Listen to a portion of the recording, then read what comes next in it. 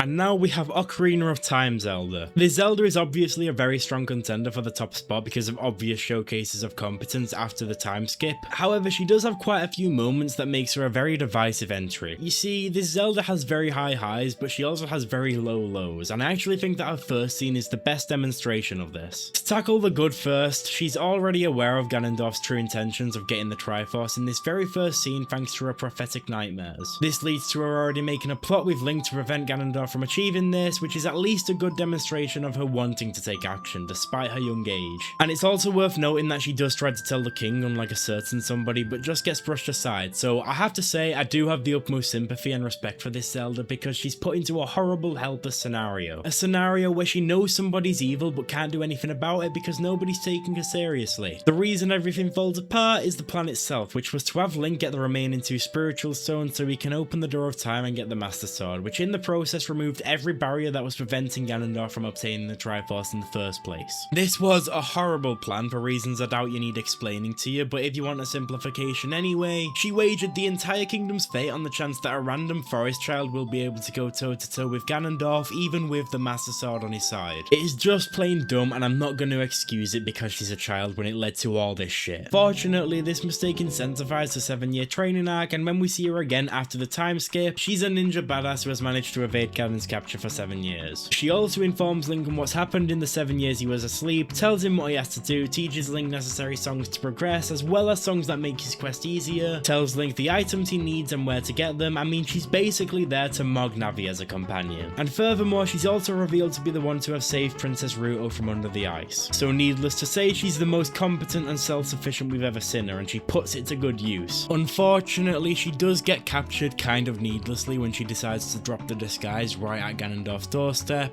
but then Link saves her and she makes another big comeback. And I'm not just talking about the fact that she helps fight alongside you in the final fight, even though yes, she does do that. I'm talking about the fact that in the Downfall timeline where Link dies in this final fight, Zelda is still able to seal Ganon away with help from the 7 sages. Yeah, in this timeline, Zelda's the one to canonically finish the fight and save Hyrule. Of course, we all know this was only temporary, but in all fairness, this isn't something unique to this timeline, so I think that this is huge for a ranking. There is one more thing I want to bring up regarding the Great Flood, which is that there is technically an argument that it was indirectly caused by Zelda when she sent Link back in time at the end of the game. And long story short, because I don't think anybody wants to hear me go off on another tangent, I don't think it's reasonable to hold this against her. There was absolutely no predicting that this decision could have possibly led to the gods flooding Hyrule years later, and at the time, sending Link back just made the most sense.